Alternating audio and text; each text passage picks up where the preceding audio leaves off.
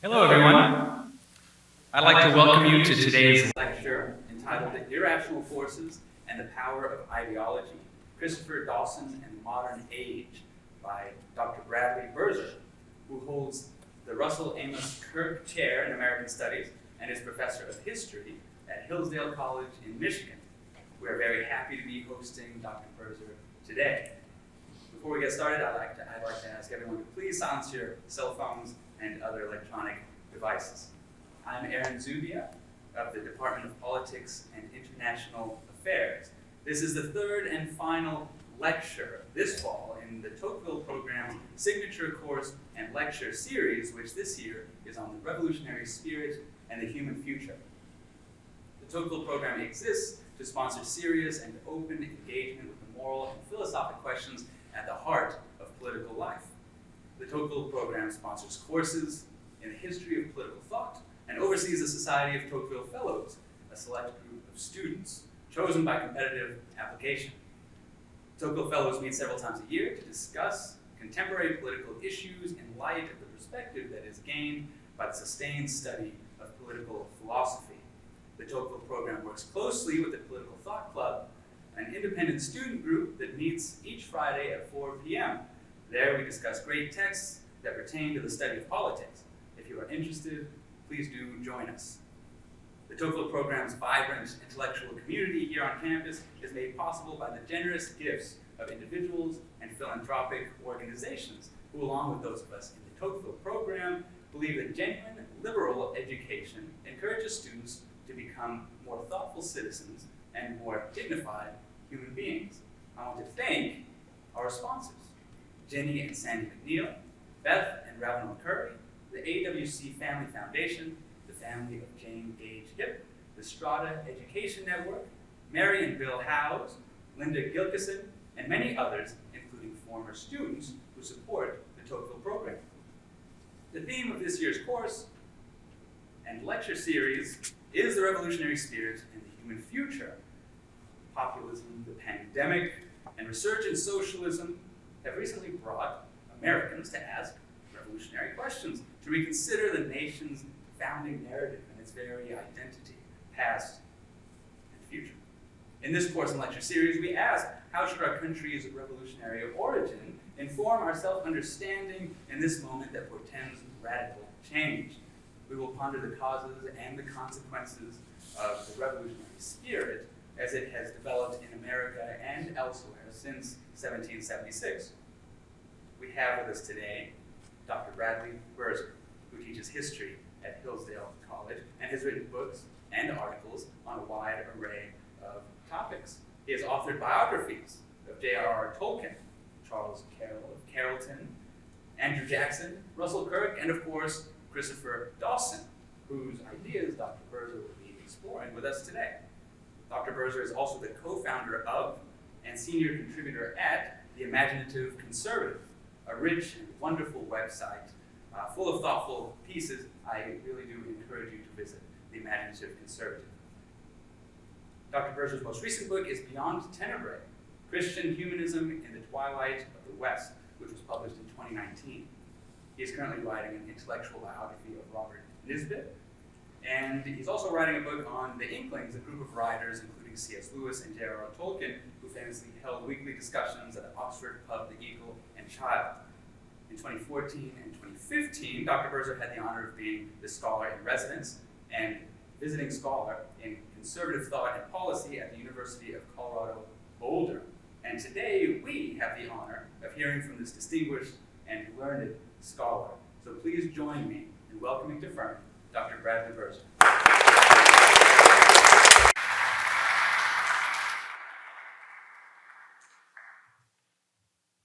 Well, let me turn this on. Good afternoon, everybody.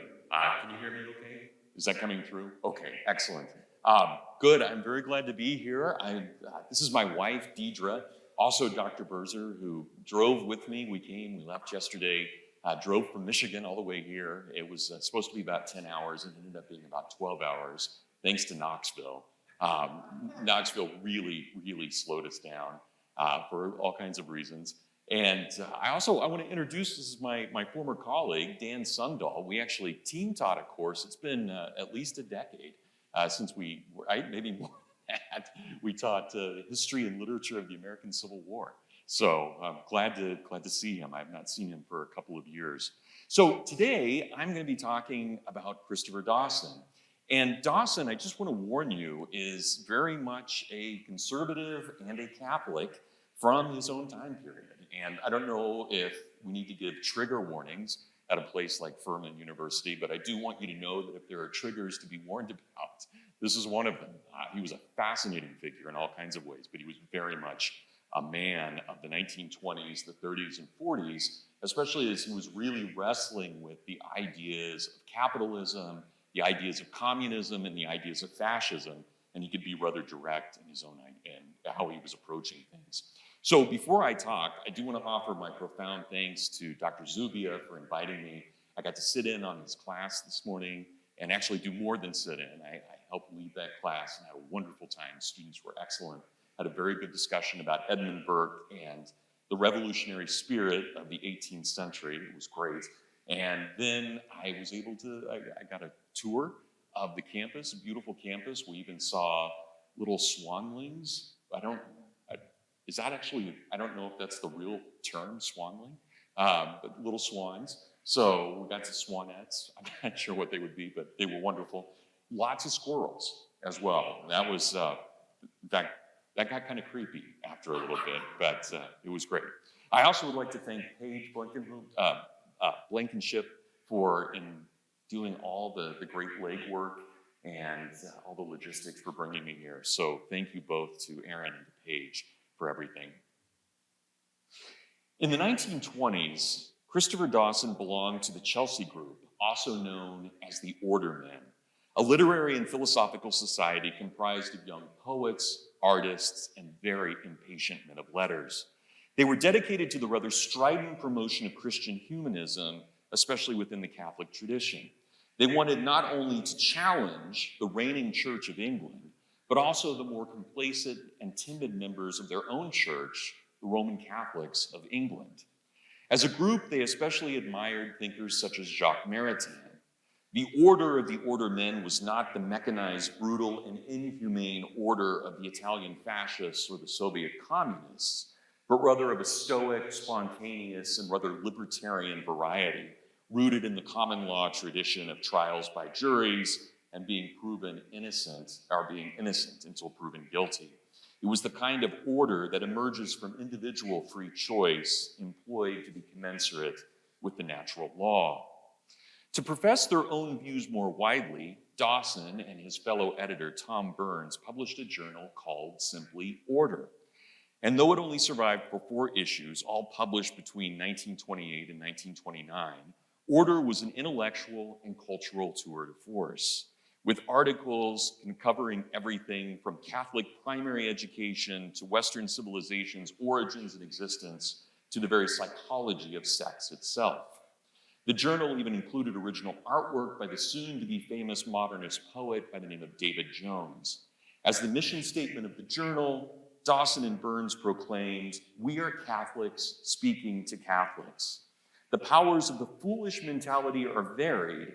Noticeably, it has a tremendous and indiscriminating admiration for its kind, a constant and truculent attention to a sect called Anglicanism, and a behavior that is alternately hysterical and somnolent in face of whatever else is alien and difficult to understand.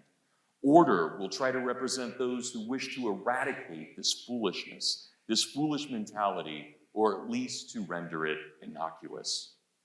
True to its promise, Order's 4 issues challenged, often in ways humorous, but always deeply intense, many of the problems of the interwar period.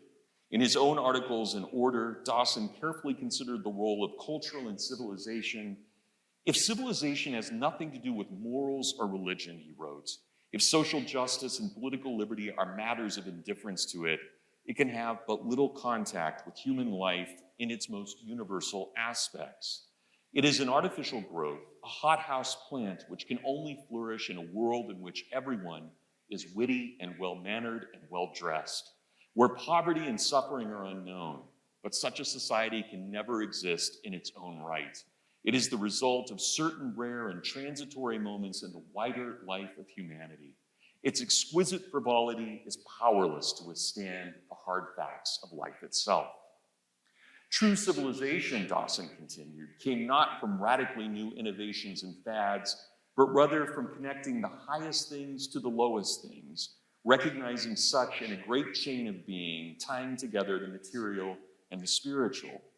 God, Dawson noted, must be the standard by which all things are measured, and not by the measurement of man. While one can find such a standard blatantly in the works of Plato, one can also find them in almost all higher societies, whether in Europe, Africa, or Asia, and they all possess similar notions.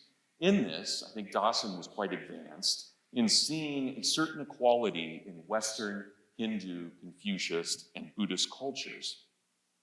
The fundamental primacy of the soul, the subordination of the state, and the whole temporal order to spiritual ends in the conception of humanity, in the words of St. Thomas Aquinas, we need a great community or a republic under the rule of God, where formally accepted as the unquestioned principles of the social order Dawson believed.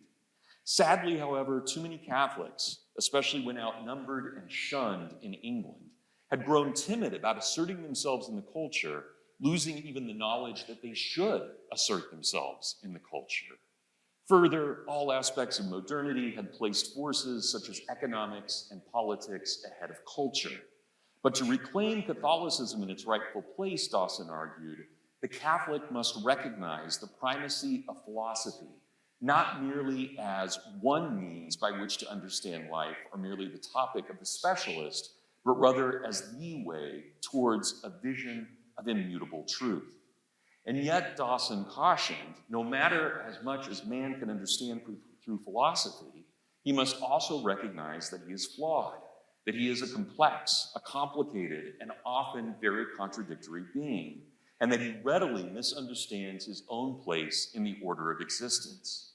Whether we view the world from a religious or a naturalistic standpoint, Dawson wrote, we have to admit that man is an unsatisfactory kind of creature.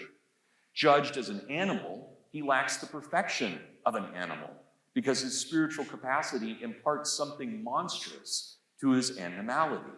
And as a rational being, even the rationalist will admit that man is a failure, since he is for the greater part of his life at the mercy of his passions. If he attempts to suppress the animal side of his nature by a sheer effort of conscious will, nature will find 100 unpleasant and unexpected ways of reasserting itself. If, on the other hand, man tries to come to terms with the instincts by giving them their natural satisfaction, the experiment is apt to end in the animalization rather than the rationalization of his nature, since it is just the element of passion which raises the indulgence of physical desire above the animal level. Dawson's views, it would seem, were clearly not only Thomistic, but deeply Stoic. And yet, for Dawson, as he said repeatedly, for a Catholic to be fully Catholic, he must be fully Christian humanist and he must be fully humane, aware of his place in the order of existence and recognizing and reconciling both his material and his spiritual sides, but knowing himself to be lower than God, but higher than the animals. Every Christian mind is a seed of change, he wrote, so long as it is a living mind, not enervated by custom or ossified by prejudice. A Catholic only has to be, right? He only has to exist in order to change the world in which he lives. But in that act of being, there is contained all the mystery of supernatural life.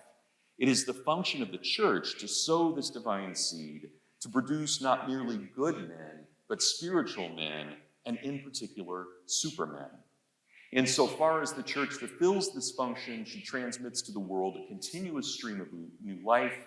But if the salt itself loses its savor, then the world sinks back into disorder and death. The unspiritual Catholic is the most abject of all failures, Dawson continued. He is good neither for the church nor for the world. In the words of the gospel, neither for the land nor for the dunghill. He is fit only to be trodden upon. But so long as the church exists, there is always the promise of new life, where the Spirit breathes, they are created, and the face of the earth is renewed. In addition to commenting and sermonizing about these aspects of Scripture, obviously Dawson here is quoting somewhat directly and indirectly from Jesus' Sermon on the Mount, the longest speech in the New Testament. Order also brought the latest news from European and especially from French and German Christian humanists.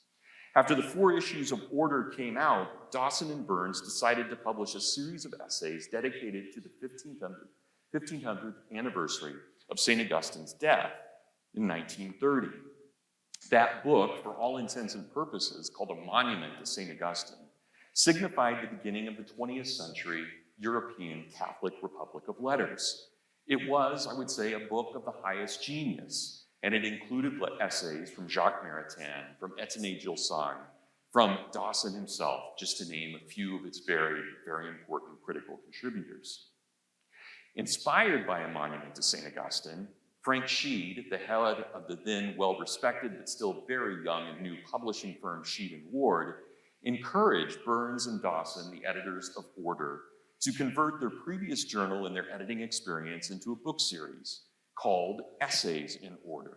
16 volumes appeared of Essays in Order between 1931 and 1936. This is, to be sure, I would argue, one of the finest series written in the 20th century, and it began a long communication between and among the European Christian humanists, establishing, as they hoped, a true republic of letters, one that foreshadowed very significantly Vatican II in the 1960s, but which was stunted and almost completely derailed by World War II.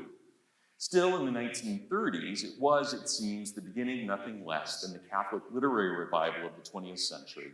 It was spearheaded by Sheed and Ward, that publishing firm that I just mentioned. Its authors included the Frenchman Jacques Maritain, the Russian Nicholas Berdyaev, the Englishman and anarchist Herbert Reed, the German philosopher and psychologist Rudolf Allers, and of course the Anglo-Welsh great man that I've already been speaking about, Christopher Dawson, who ended up writing 2 of the 16 volumes of this series. Dawson's Christianity in the New Age was volume 3 in Essays in Order, and the first to deal explicitly with the nature of the humanist movement. Published in 1931, it offered a hard and inspired look at a world being torn apart by capitalisms, fascisms, communisms, various materialisms, and suddenly the Great Depression. In particular, Dawson considered the humanistic thought of 3 men: the nihilistic humanism of Friedrich Nietzsche, the agnostic humanism of the great American and professor of classics at Harvard, Irving Babbitt, and the Christian humanism of the Russian philosopher, former communist Nicholas Berdyaev. Along the way, Dawson also explored necessarily the ideas of the French poet Charles Péguy, the great English philosopher T.E. Home, Karl Marx, and T.S. Eliot. In its most simplified form, humanism simply means an exploration of the humanities or the liberal arts and the existential questions pertaining to all of humanity. That is, the learning, the hoping, the failing, the excellences, the innovations, and the confusions of what it means to be the human person. By 1900 or so, however, the word humanist had become so pervasive in Western culture, everyone and everything seemed to want to attach itself to humanism, that the word had come to mean everything and consequently really nothing. Our best equivalent in the first third of the 20th century would be the word democracy, a kind of God term that we throw around to mean simply goodness. In other words, when Dawson chose humanism as his topic in the early 1930s, he was both offering an obituary of the concept, but while also giving it, he hoped, a new lease on life, a sort of rebirth, if you will. If, however, Dawson could convince the world to reshape and hone its understanding of humanism, it would have to become a Christian humanism, a humanism that recognized the dignity of the human person, made in the image of God, born unique in time and space, and armed with the freely given grace of the Holy Spirit. But since the Renaissance, Dawson feared, Western culture and society had embraced an arrogant form of humanism, one that places too much emphasis on the goodness of the human person without recognizing the human person's innate failings or the human person's dependence upon a God. And with the loss of the medieval, that is for Dawson, a proper understanding of the human person, and a belief in the economy of grace and the great chain of being, each of which placed man higher than the animals but lower than the angels, culture had adopted two radically dangerous institutions. Number one, what Dawson identified as the machine, and number two, related to number one, the machine, the institutions of bureaucracy. As to the first, Dawson lamented, in science, the growth of man's knowledge and his control over nature is accompanied by a growing sense of man's dependence upon material forces. He gradually loses his position of exception and superiority and sinks back into nature itself. He becomes a subordinate part of a great mechanical system, and his scientific genius has created, in the same way, the economic processes, which Dawson was condemning both capitalism as well as Marxism, both of which he thought were extreme forms of materialism, that is, a world in which there is no spirit, there is no soul, but everything is based on the coming together of atoms. He said that these economic processes led to the exploitation of the world by man and the vast increase of his material resources. But it ends in the subjugation of man to the rule of the machine and the mechanization of all human life. Further, Dawson argued, there are other dangers that arise in mechanized government, ones that trap and strangle society through a myriad of small rules and regulations, thus attenuating not only man's free will, but his very knowledge of free will itself. It led, on the one hand, Dawson wrote, to the disintegration of the organic principle in society into individualistic atomism, which leaves the individual isolated and helpless before new economic forces. But on the other, it leads to the growth of the new bureaucratic state, that coldest of cold monsters, as Nietzsche had once argued, which exerts a more irresistible and far-reaching control over the individual life than was ever possessed by the absolute monarchies of the old world. These new economic forces and these new bureaucratic forces were the result of a staid and dreadful conformist materialism which Dawson believed was, in its reach and its scope, totalitarian.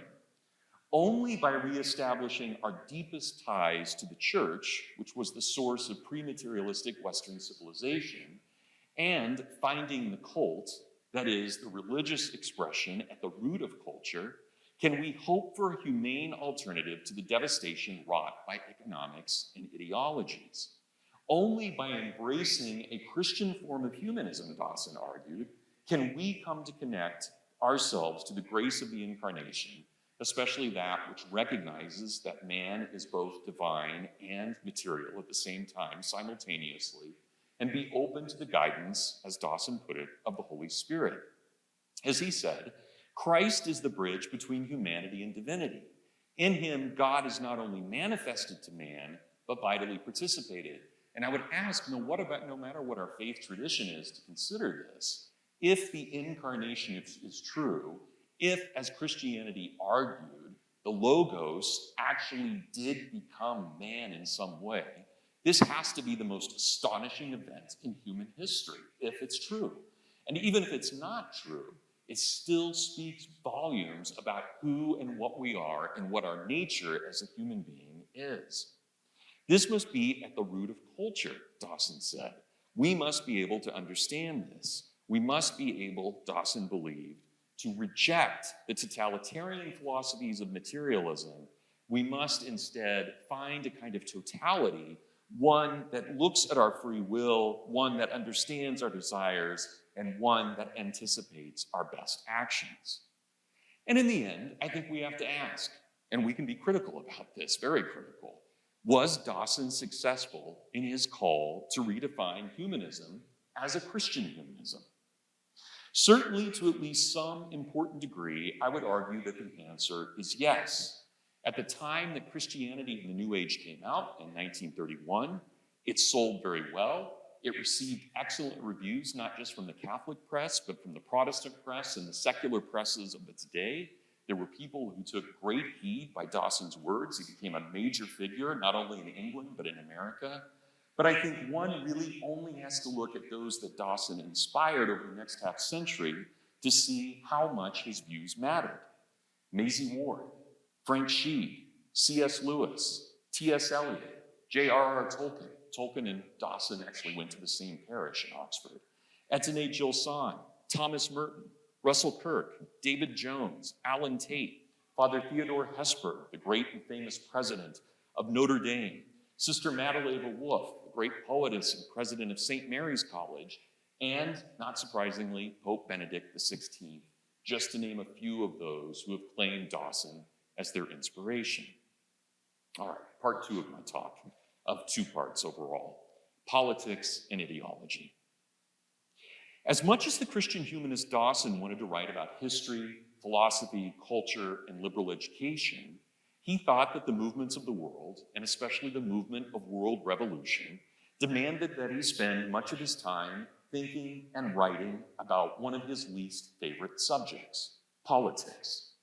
In the 1930s, attempting to undo the ideologues of both the left and the right, he wrote The Modern Dilemma in 1932, Religion in the Modern State in 1935, which he originally wanted to title The New Leviathan, but Frank Sheed, his publisher, vetoed that and said nobody would know what a Leviathan was. I think that's unfortunate because I think it would have given the title something and the actual book the staying power much greater than simply Religion and the Modern State.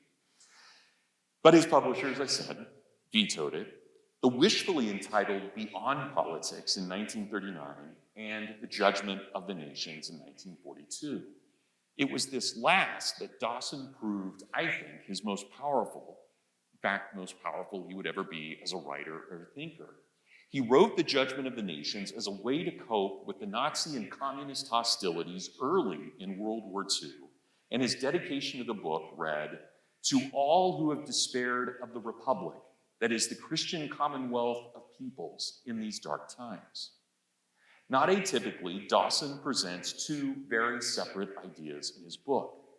The first half of Judgment deals with the history of Christendom, a rather dour look at the West entitled The Disintegration of Western Civilization. The second half, almost at times gets opposite and crazily utopian, deals with the reconstruction of the post-war world, presuming an Allied victory in World War II, entitled The Restoration of Christian Order. Evil, it turns out, according to Dawson, was a progressive force, and it had grown mightily over the centuries since the Reformation first tore apart the West. The Reformation, though itself good, had led to secularization.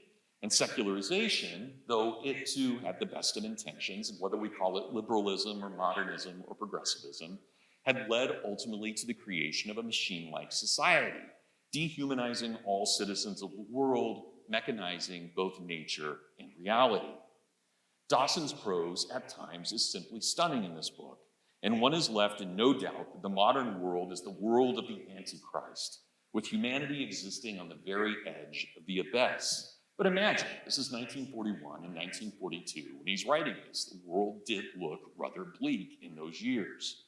The National Socialists, the Nazis, and the Communists each represented the absolute worst of human achievements, with their darkness at that time quickly covering the earth. These forces, Dawson claimed, had always existed in the world. They had existed in the West. Marx and Nietzsche were both products of Western civilization and of liberal education. But Christianity, both in its Catholic and its Protestant forms, had always tempered the worst of these traditions and had chained them into their respective niches.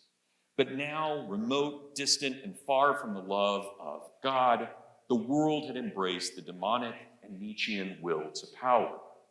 In the first half of Judgment, Dawson laments the rise of all liberalisms, seeing liberalism merely as a transition stage from fallen Christendom to tyranny.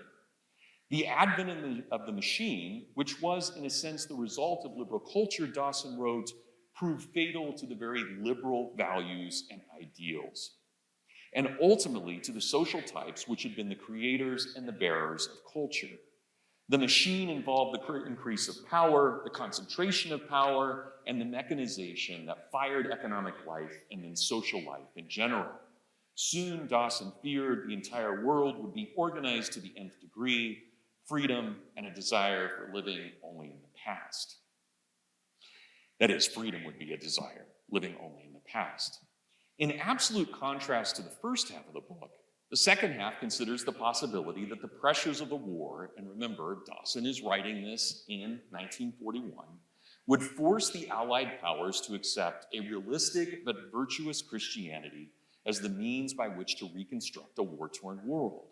Leaders, Dawson argued, must realize that culture rules the world, and at the heart of the culture lies the cult, the Roman Catholic faith that had baptized the classical world and inaugurated the medieval world. Christianity, Dawson continued, revels in the faith of man, in the hope of the individual, and in a freely chosen community. But even more, Christianity had baptized the pagan Logos. It had made it real, not just for the Stoic few, but for the many. And it was this Christian belief, Dawson argued, that not only answered the longings of the pagans, such as Socrates and Plato and Aristotle and Cicero, but also understood the vitality of natural law, a law that governs all alike, unifying humanity in an organic way as opposed to the mechanization of liberalism and bureaucracy. We are passing through one of the great turning points of history, he wrote. We are passing through a judgment of the nations, as terrible as any which the great prophets of the Old Testament had described. Dawson feared all of this, and yet, he said repeatedly, if we actually believe in the incarnation, we have to recognize that God rules history.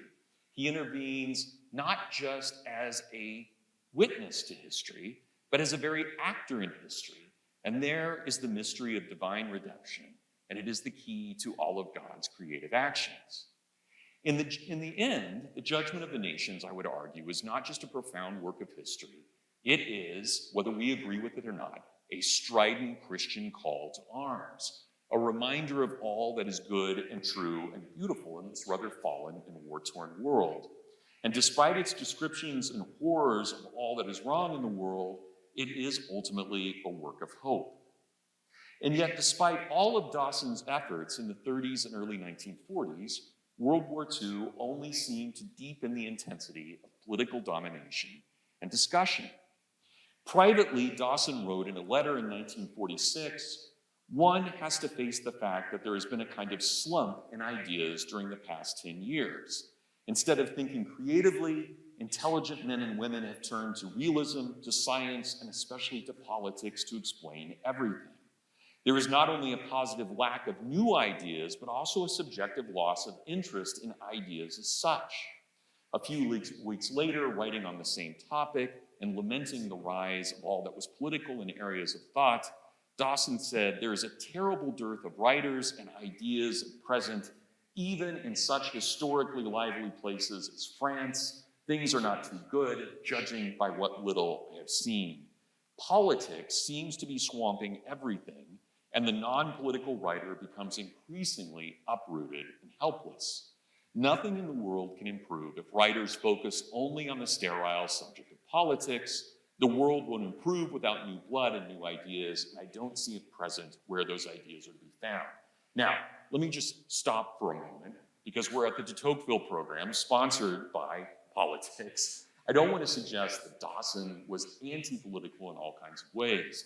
He believed that politics was a very important subject in the modern world, but he did believe that it was only one of many subjects. And he was very worried about the loss of literature, he was worried about the loss of the arts, the loss of classical music, and so forth, all of these things that were becoming popularized at the time, but especially, and I'll talk about this now, what he considered to be the left-right fallacy.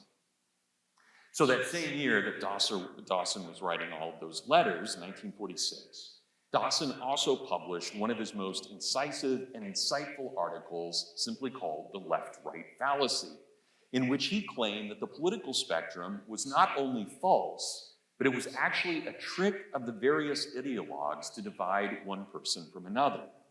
The real divide, Dawson argued, along with a host of other Christian humanists, Willa Cather argued this, Jacques Maritain argued this, J.R.R. Tolkien argued this, C.S. Lewis argued this, especially in his Abolition of Man, that ultimately the real divide was between man and anti-man, human and anti-humane. This was the move towards left and right, Dawson noted, It had proved that totalitarian thought was slowly but surely replacing the traditional pillars of Western civilization. It was quickly replacing faith, freedom, law, self-government, and liberty. Totalitarianism, as embodied by the various fascisms as well as the various communisms of the 1940s, was systematically undoing thousands of years of civilized tradition, bringing us back to the once destroyed systems of slavery, massacre, torture, and tyranny. The Western ideal, he wrote, cannot work unless there is a common bond of loyalty and a will to cooperate in all essentials despite the disagreements and divergence of those interested. This agreement is essential to the very existence of a free and ordered society, and consequently is the key point against which all totalitarian attacks on Western culture have been directed. Everywhere, though, the fascists and the communists sought to divide and conquer. Rather than seeing nuance, they promoted absolutes, they created oppositions where none should exist. They politicized every aspect of society. The result, not surprisingly, Dawson said, was the very disintegration of our civilization. Of course, none of this is new. It was simply, as Dawson said, a replay of the tactics of the ancient heresy of Manichaeanism, the dualistic notion that the universe can be divided into an absolute good and an absolute evil. In this campaign of disintegration, Dawson wrote, the right-left mythology is a perfect godsend to the forces of destruction.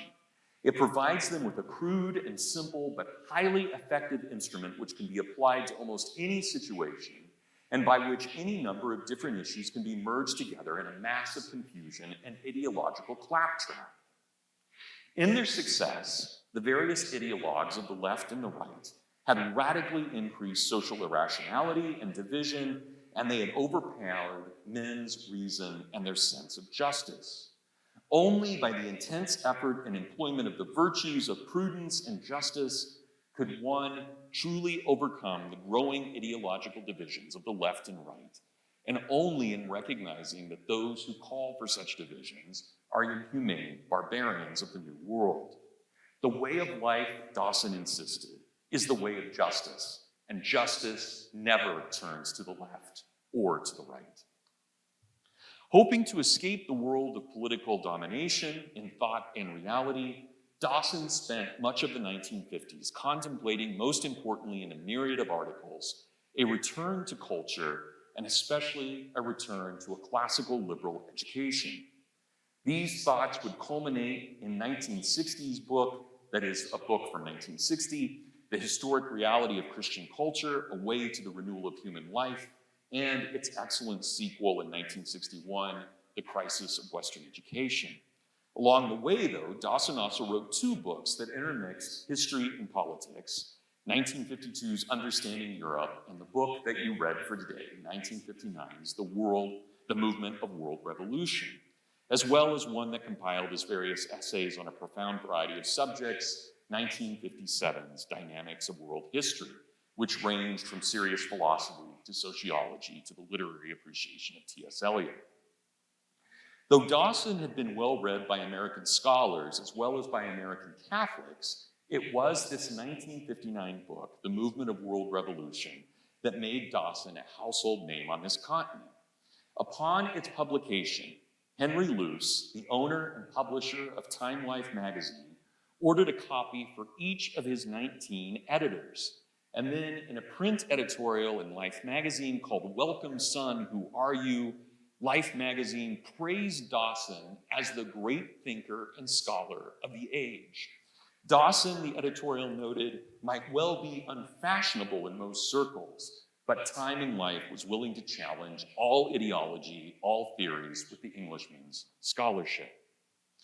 To be sure, the counterpoint of ideology versus scholarship served as the fulcrum point of the movement of world revolution. Again, not atypically, Dawson divides his book in two. The first part offers a historical overview of the development of Western civilization, while the second part examines the rise of Western ideologies and especially the nationalistic tendencies then becoming apparent in Asia. Throughout, Dawson considers the role of natural law and especially of Christian humanism. In part one of the book, Dawson's highest achievement is a successful juxtaposition of ideologies with Christian humanism. Nationality, he wrote, has taken the place of religion as the ultimate principle of social organization, and ideology has taken the place of theology as the creator of social ideals and the guide of public opinion, Dawson lamented. As opposed to the modern ideologue and nationalist, the Christian and humanist had sought the universal, especially through liberal education, that which liberates us from the immediate things of this world. This preservation of the old curriculum of the liberal arts, he wrote, meant that classical literature remains the basis of our Western intellectual training. Virgil, Cicero, Ovid, Seneca, Horace, Quintilian are not merely school books, they become the seeds of a new growth of classical humanism in Western soil. Again and again, Dawson reminded us, in the 8th century, as well as in the 12th and the 15th centuries, the higher culture of Western Europe was fertilized by the renewed contact with the literary sources of the classical world. For Dawson, Christianity and humanism are both well beyond ideological, being, as he put it, somewhat super ideological in character. As opposed to traditional liberal education, which makes us citizens of the world and therefore of a timeless cosmopolis, or, as Augustine would put it, a city of God, ideology limits the range of our thoughts and the range of human action. It sees things merely as a means to certain ends rather than a thing in and of itself. In particular, if science is divorced from humanism and Christianity, Dawson said, it ceases to be a creative source of culture. It is capable of creating all kinds of new scientific techniques and technologies, but these are the servants of the dominant ideology, which in turn is the servant of the dominant political policy, party, or dictator. To be certain, Dawson recognized that no civilization can live by politics alone, and when a culture becomes merely an organ of political propaganda, it is dead. Not surprisingly, the ideologue has really created nothing less than a false religion. True to form, Dawson ends part one on an optimistic note. Neither Christianity nor humanism, he asserts over and over again, and he assures his readers, are near exhaustion, whatever critics such as Nietzsche might have said. Instead, Christianity and humanism still possess, as he wrote, an infinite capacity of spiritual regeneration and cultural renaissance. History, he reminded us, has proven this time and again. In part two of his book, Dawson successfully argues that irrational forces lurk just below the surface of democratic society, itself, at the moment, in the late 1950s, a facade that could break and crumble at any moment. If anything, the defeat of the Nazis had simply lulled the Western world into a false sense of security. In our modern democratic world, irrational forces lie very near the surface, he wrote, and their sudden eruptions under the impulse of nationalist or revolutionary ideologies is the greatest of all dangers that threaten the modern world. In particular, the danger of excessive nationalism especially threatened the fragile democratic order of the Western world and of the Asian world as well. Dawson is well worth quoting at length here as he analyzes the problem as well as attempts to find a solution in the very existence of the natural law. Again, he reminds us over and over again, the natural law is not some platitude, it is concrete reality. It is at this point that the need for a reassertion of principles becomes evident. Nationalism is essentially a force of division. It contains no universal principle or unity of international order.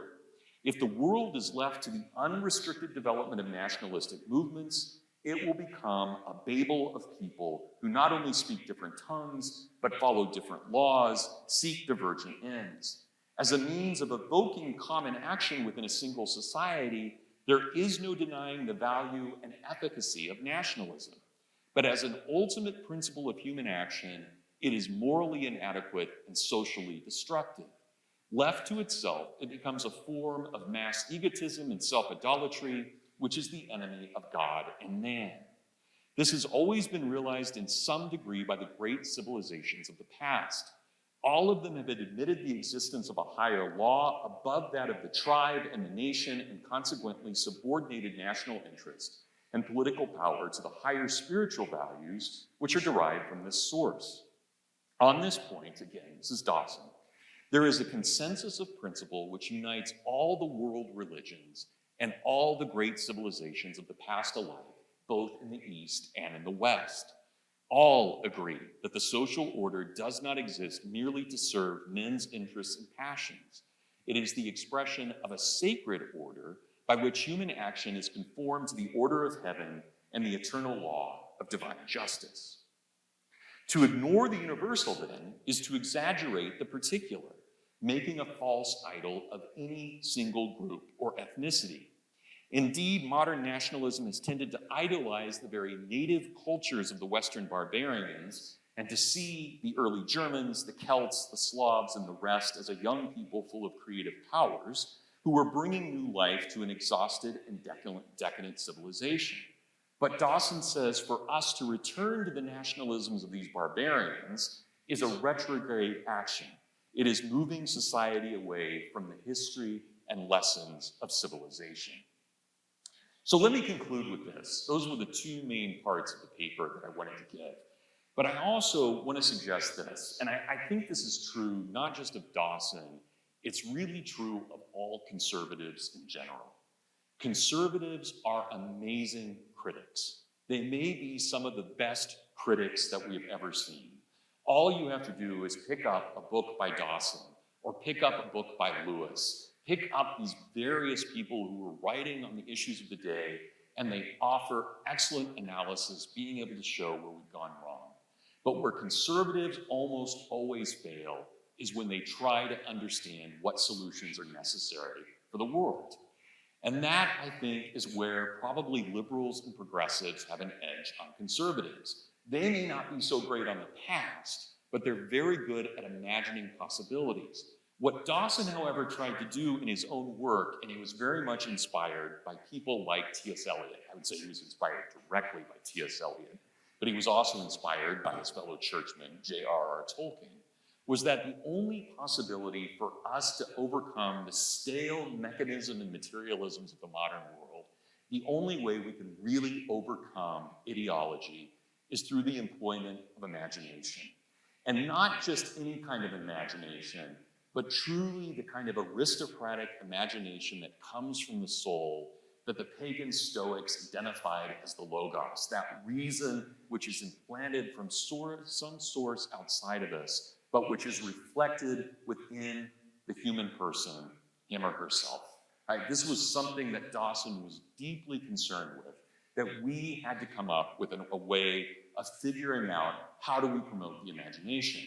And it's fascinating, in 1953 and 1954, the University of Notre Dame, under Father Theodore Hesburgh, then the new president of Notre Dame, wrote to Dawson, offered him a huge salary, and offered him a huge sum of money to come and create a center of culture at the University of Notre Dame. As Father Hesburgh promised, he would offer him enough money not only to hire Jacques Maritain, but to hire C.S. Lewis and T.S. Eliot as well. It's a wishful letter, but it's a beautiful letter. And Dawson wrote back and said, South Bend, Indiana is too cold. I would never want to live there.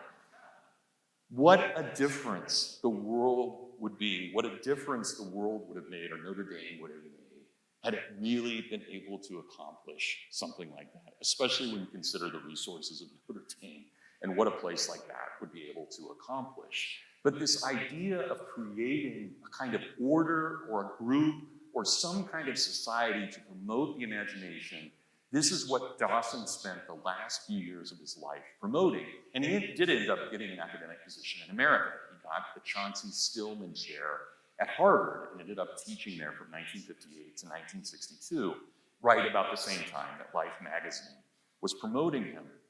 But Dawson thought that much of what really had passed for Christian culture was a time of imagination. Whether you look at St. Benedict, or you look at St. Boniface, or you look at St. Thomas Aquinas, or any of these great figures in the Catholic tradition, and then up through especially John Calvin in the Protestant tradition, Dawson thought that there had always been this aspect of imagination that had animated Christian culture from the very beginning. And this is what, in some way, he hoped to return to. He said the Christian concept of revelation does not simply involve the intelligibility of a spiritual reality, but an actual change in the nature of the creature which renders divine communication possible. This is what he said in his introductory lesson at Harvard. Because each culture and person represents a singular image of God and God's revelation, that is, each person being born in a certain time in a certain place, each person being a finite reflection of the infinite, reason unaided can never be universal, but instead will become culturally specific. But in every culture, men possess the power of reasoning as they possess the power of speech. But the content of their reasoning is different as the knowledge that they possess depends upon the culture to which they belong. But it is language, Dawson argued, which also enables the human person to wield the most powerful tool for survival as a species. For it is through language that we understand imagination, it is through imagination that we understand culture, and it is through culture that we can protect the individual human person. Dawson said, ultimately, we should not dismiss the promise and storytelling of mythology itself. That mythology, that is, when we go back to the ancient Greeks and we think about logos, that is the representation of the divine within man, but we also think about story, mythos, that those two things have to be tied together. There has to be a unity of logos and mythos. He says, I believe that the old myths are better not only intrinsically, but because they lead further and open a door into the mind as well as into the past. This is what he wrote in his autobiography. Myth, Dawson rather forcefully argued, was the old road which carries us back not merely for centuries, but for thousands of years. The road by which every people has traveled and from which the beginnings of every literature have come. Homer, Virgil, Dante, Milton, Tolkien, all of the great myth makers in society have helped explain exactly what their civilizations are about. From Homer, we understand the Greeks. From Virgil, we understand the Romans. From Dante, the medievals. From Tolkien, the modern world and the horrors of the modern world. Each of these myth makers in some way represents, as Dawson says, a way to understand the past. Myth, though we have perverted the word, often using it synonymously with lie, originally simply meant a story that involved the supernatural. It was considered by many throughout the Western tradition to be intimately linked with the word. Logos and mythos are inseparable, and properly understood, Christopher Dawson argued, they lead us to the true, the good, and the beautiful. Thank you very much.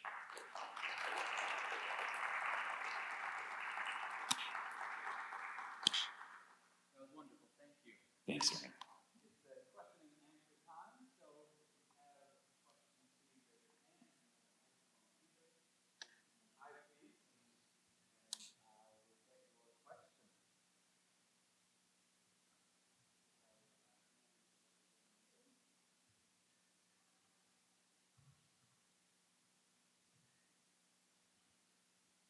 Yeah, sorry. He focuses a lot on like Christianity and the importance of that, but since Christianity is so based off of like faith and there is no like. I'm sorry, can you say that again? Okay, sorry. Since Christianity is so much like based off of. Since Christianity is so much more like based off of faith and not like actual like scientific evidence, and there are so many other religions out there. How I don't know. I'm not trying to say like it's not real or something, but just like how can that be like the one he knows is like the right thing to go after this like encouragement of Christian beliefs and stuff. Right. Well, I mean, to use something from your own school, he was a paladin. I mean, he really thought of himself as a kind of warrior for Christianity. And there's no question about that he was deeply rooted in that. He was actually raised in the Church of England, and converted to Roman Catholicism in 1913 and 1914. So he had been of a different faith. In fact, his family had expected him to become a priest in the Anglican tradition, and he had rejected that. His mother never actually forgave him for that. There was a huge rift in his family over that. So there was a serious division for him. There was a cost for him to believe this. But I would really stress, and I think it's important, and one of the things I tried to point out in the paper, it's not merely Christianity that Dawson is very taken with. He is really taken with the great religions of society, and he tried to study as well as he could, but he didn't have the skills, and especially the language skills. He tried to study the Sanskrit writings. He tried to study the origins of Islam. He tried to study the great religions and really see all of them as the kind of basis of civilization. And his argument to you, and we can agree or disagree with him, his argument would be that in fact science and a modern understanding of science is deeply rooted within the Judeo-Christian tradition, and that it goes back older than that. It goes back to, well, I shouldn't say older than Judaism, but it's certainly within the Western tradition. It goes back to the Greeks as well, but that there had always been these simultaneous traditions of both religion, or at least thought and philosophy, and culture, along with science, and these two have really worked together for the most part, even though we think about some of the great conflicts between science and religion. He thought of them as deeply compatible one with another, that they really did inform one another. And again, I think we could agree or disagree with him on that, but that was certainly his argument. And he also believed very strongly that there were no higher civilizations in society, and he makes value judgments about this. There's no question about that there were only about 6 major civilizations in society, but all of them had been deeply rooted in these profound understandings of religion. And it is fascinating, just from a strange historical standpoint. You know, if you look at, say, a year like 510 BC or 500 BC, you do have the rise not only of Greek philosophy, with especially Heraclitus and Thales and the others trying to debate what the great elements in society are, if it's fire or earth or water or air. Not only do you have those debates, but at the exact same time, you have the rise of Buddhism, the origins of Hinduism, and Confucianism. I mean, it is fascinating that all of these things are happening at almost the exact same time, these rises of civilization. Those were the kinds of things that Dawson couldn't explain, but he was fascinated by. And I would also say he's not the only one doing that. People like Irving Babbitt, I mentioned, who was teaching at Harvard, who was T.S. Eliot's undergraduate advisor. Babbitt was very interested in Asian culture as well. He is actually, to this day, still one of the only Western figures who can be taught legally in communist China. Irving Babbitt translated a number of Buddhist writings into Chinese, and in fact, some of our best translations come from Babbitt at Harvard. And that was when Eliot is writing some of his poetry, like The Wasteland, he tries to include Eastern religions in that as well. So I would say they privileged Christianity, but they privileged it in a way that tried to acknowledge these other religions as well.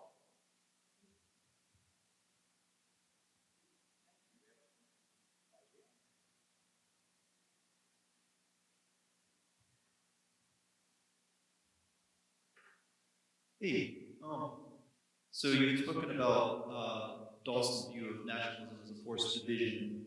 I believe you said it was morally inadequate and socially destructive, at least according to him. Right. And I'm curious, at looking at this as a sort of modern force, whether Dawson wrote about or confronted sort of an opposing modern force, globalization, as whether you saw that as sort of an ally of what he was trying to do, or if it was also something that led to this problem that he saw with the modern world. Right. So in the movement of world revolution, one of the things that he is trying to get at is trying to figure out, could we actually have a liberal order that leads to a liberal society, not in the sense of one where we mechanize ourselves towards these bureaucracies, but one that really does kind of liberate us from the things of this world, more like what we would think of in liberal education and modern liberalism.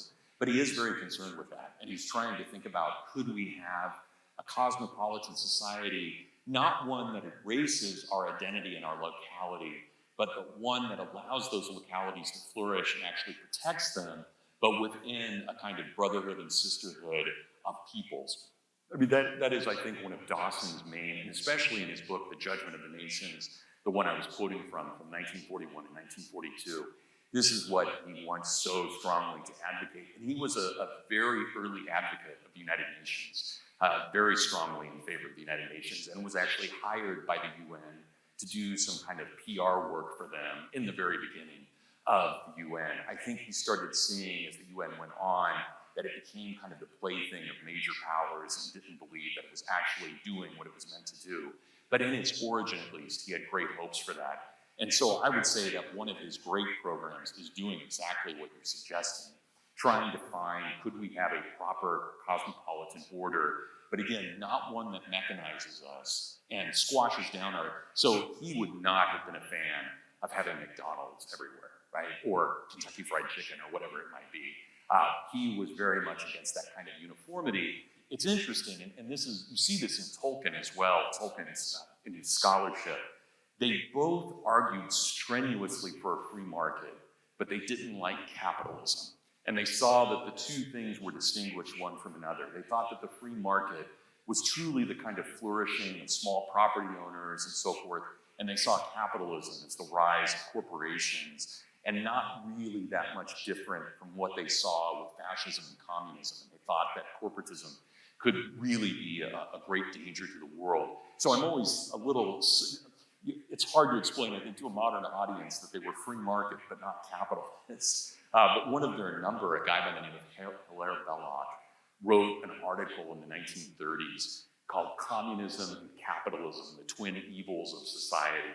And that was a pretty common way of thinking among many of these Christian humanists. But you also have to remember, so Dawson's writing in the 20s when there is a League of Nations, but then it fails to stop communism and it fails to stop fascism. It just utterly fails. It's impotent before those two forces. And communism, Dawson thought, was really just a form of Russian nationalism.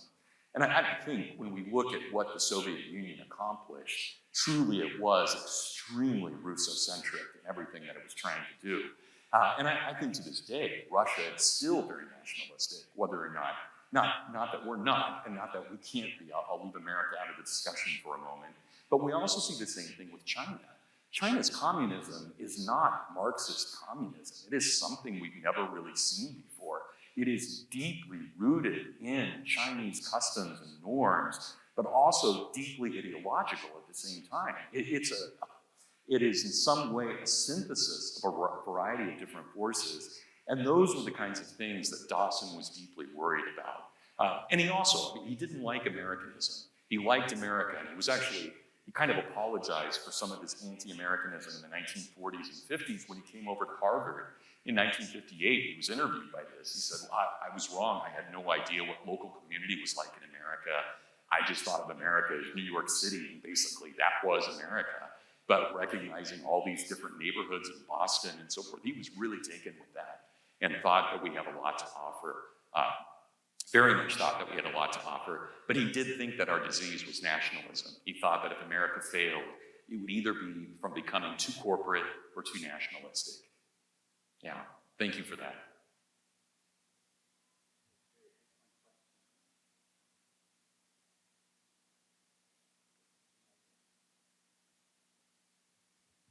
If he were here today and looked at our universities, the cancel culture that permeates them, how would he react to that based on his philosophy about dialogue and... Sure.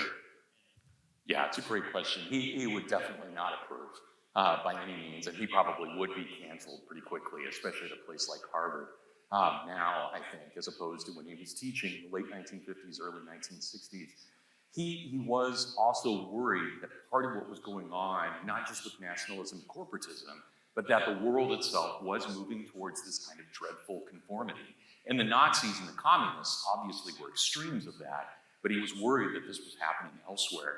And this is actually, I think, one of the things, and regardless of where anybody in this room, where your own political thought is, it is fascinating to go back and look at the conservatives of the late 1940s and 1950s. If you look at someone like Russell Kirk, who's really the founder of post-war conservatism, or you look at even Senator Barry Goldwater, coming out of Arizona, especially in the 1950s and early 1960s. Conservatives were deeply worried about conformism in America. They were constantly lamenting the idea of conformism. You know, as Kirk, in his great book, A Program for Conservatives in 1954 said the communists, the capitalists, and the fascists all have one plan for us. They want to homogenize us and make us less than human persons. They want to put us in state-subsidized housing. They want to give us a TV to keep us out of mischief. And then they want to put us at work at some industrial factory. And otherwise, they want us to shut up. And that was a deep concern of conservatives in the 1950s. Bill Buckley, when he forms National Review, and again, whatever you think of Bill Buckley or whatever you think of National Review, it was very mischievous when it was founded. It was meant to poke at conformist suburban America and try and make people realize that there should be a kind of true diversity in all of that. So, I mean, to answer your question, Dawson would be extremely opposed to this. But remember, he's also very much a traditional liberal arts guy. Everything needs to be dialogue with the past and the future. This is what we're constantly doing. We talk, we debate, we think, we contemplate. We talk to Plato, but we talk to our grandchildren as well. And so we're always having that dialogue. And the moment you close off that dialogue is the moment we start getting ruled by power rather than by love. And Dawson would speak in those kinds of terms. Yeah, thank you.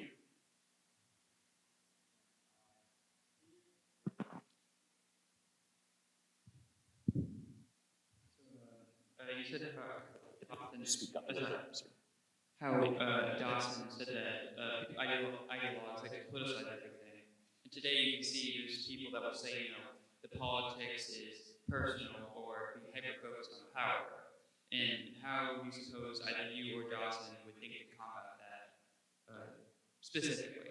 Yeah, that's a great question, and I'm not sure I'm qualified to even answer that. And I'm not exactly sure how Dawson would specify that, except to say that we are moving towards this kind of us versus them. And we've been doing, we saw that in the last two elections. Blatantly, no matter what side you were on, both sides were frankly reprehensible in the way that they were talking about the other side. There was no real debate. Go back and watch the discussion, right? Whatever it was between Clinton and between, sorry, I'm totally dropping his name, Trump, right? When you go back, that was not intentional. That was being 54 and slipping something there. But they're just totally talking past each other. And the same thing was true when Biden was debating Trump. They're not having any kind of real conversation. Hey, go back and look at Kennedy and Nixon. They were actually debating one another. They were challenging one another, and they weren't relying just upon their notes or quips. They were actually having serious debate. And that's the kind of thing that I think, and I'm not adverse to social media. I'm on both Twitter and Facebook, but Facebook has gotten very uncomfortable in the last few years. And Twitter, you can see how a mob forms so quickly over an idea that's not popular, and the way suddenly everybody just comes out of the woodwork and is opposed to something going on. And that happens on both sides of the political spectrum. So I think that this is a great danger where we're at right now. And Brad, what am I going to do about this? But I would beg for us to have serious discussions about these things, not yelling matches, not anger, not just saying, well, obviously this is your belief and I believe something else, but actually trying to find common ground. I think we're totally disrespectful to someone, in all kinds of ways. I think we're actually disrespectful to ourselves when we immediately dismiss the arguments of our opponent. I think part of being human is recognizing that there will be individual differences.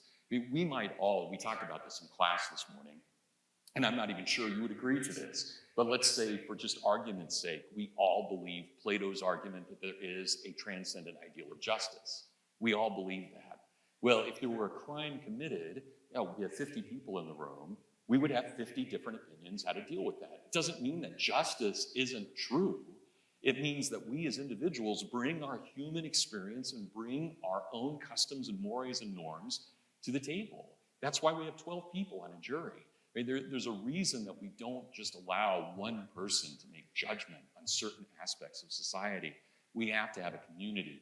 And, I would ask any of us, when was the last time we saw a real debate? An actual debate in Congress.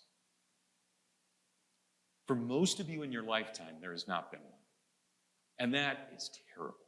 I mean, it's terrible for everybody. It's terrible for Congress. It's terrible for us. It's terrible for society. We should have serious knockdown debates, but they need to also be humane at some level. They have to be willing to talk to one another, and they have to speak a language that each can understand.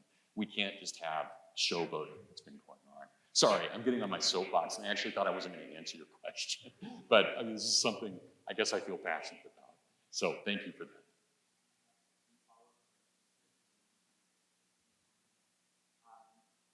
Following up on that, you said a couple of times that man is an unsatisfactory creature. Twitter, Facebook, Congress. So what was the source of Christopher Dawson's book? I mean, how did he balance this idea that man is an unsatisfactory creature? It's all over the society. Right. But nevertheless, the basic human culture. Where did this come from? Was there a reason for it?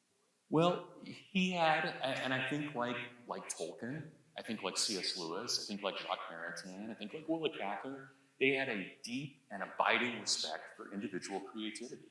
And they believed that the individual could survive all of this, and that the individual in kind of stoic fashion could weather it.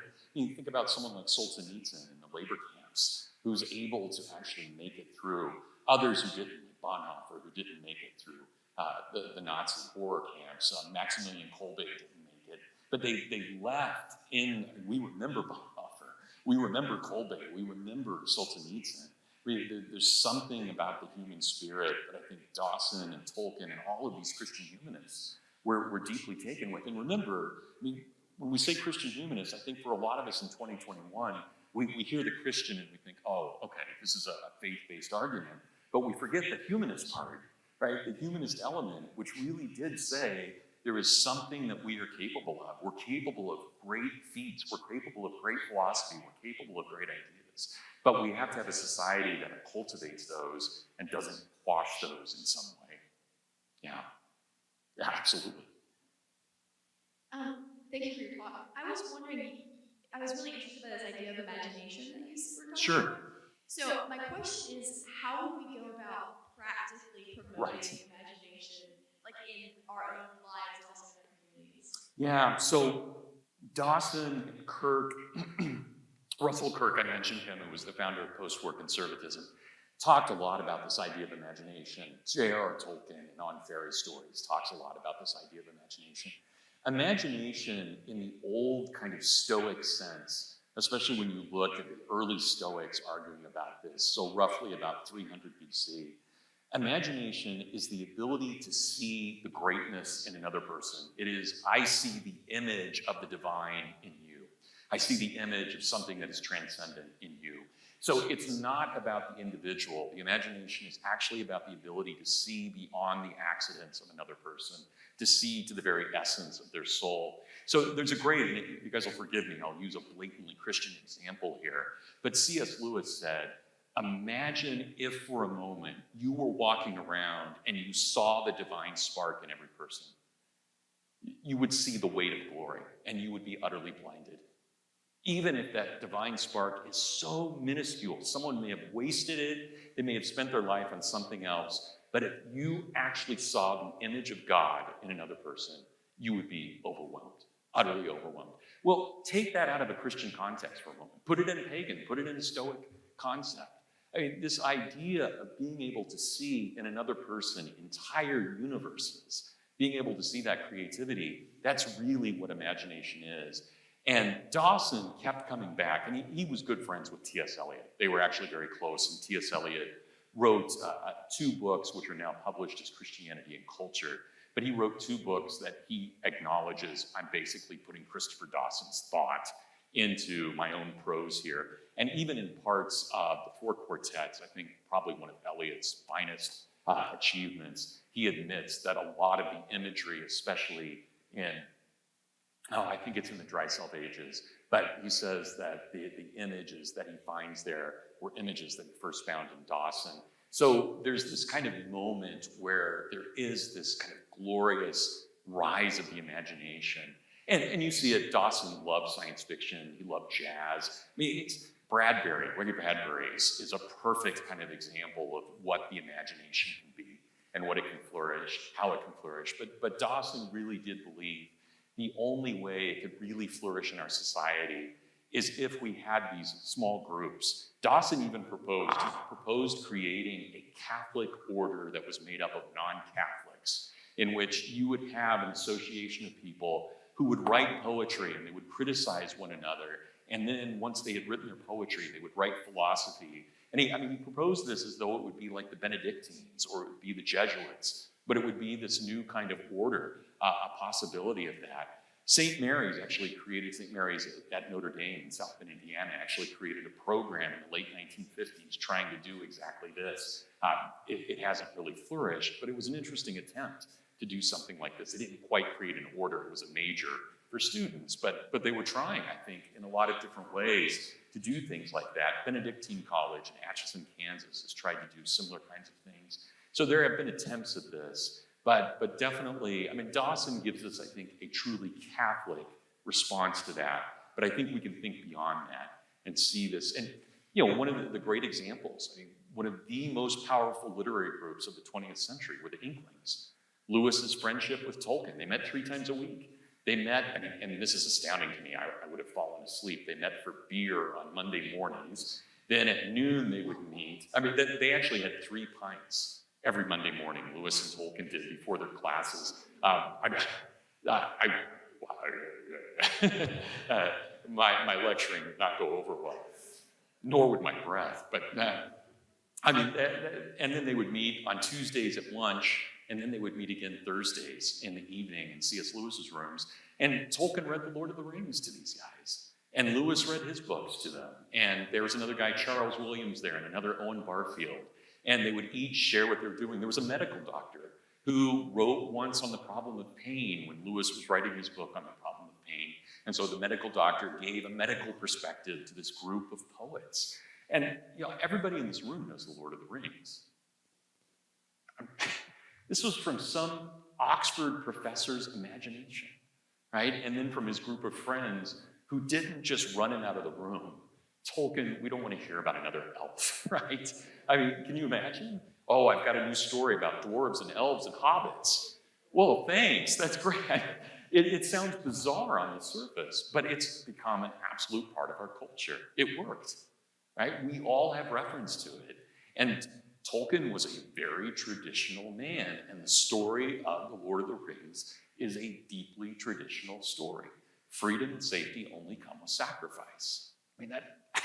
It doesn't get more traditional than that. And yet he does it in such a way that it will continue to inspire people for the next several hundred years. Right? Yeah, thank you.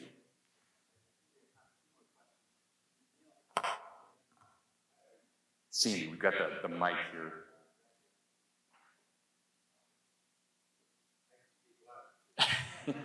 Good for you.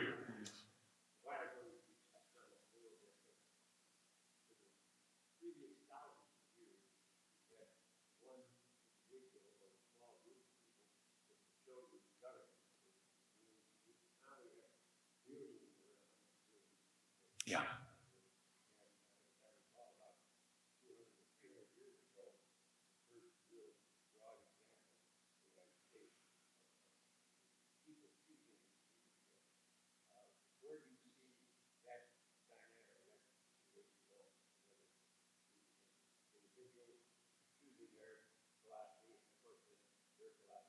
Right.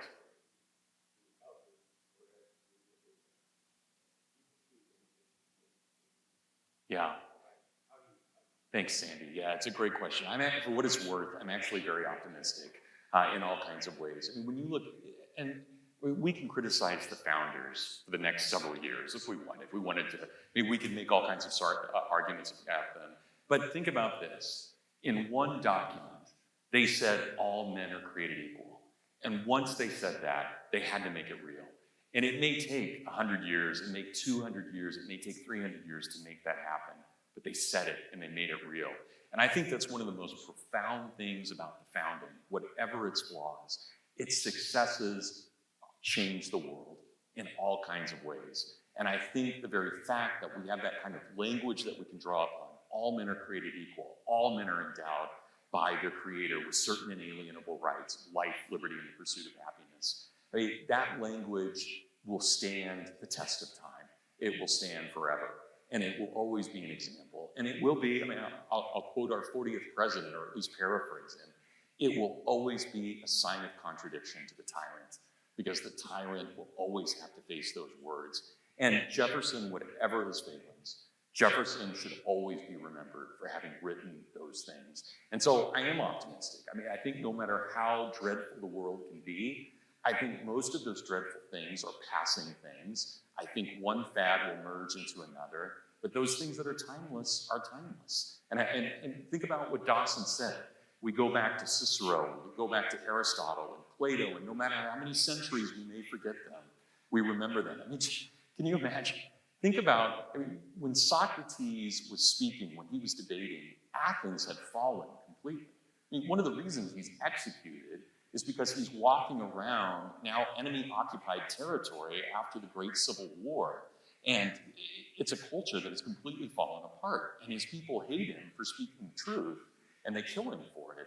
But can you imagine when Socrates spoke that he thought somewhere across the Atlantic in 2021 in a small college in the South, people will be talking about me and talking about my ideas? I mean, this is the permanence of good ideas. I think it's the reality of what these ideas are. And I agree with Dawson.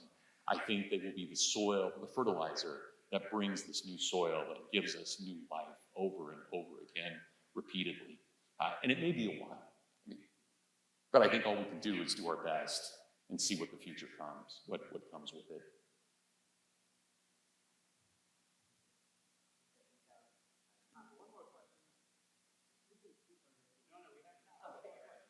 Come on, Rob.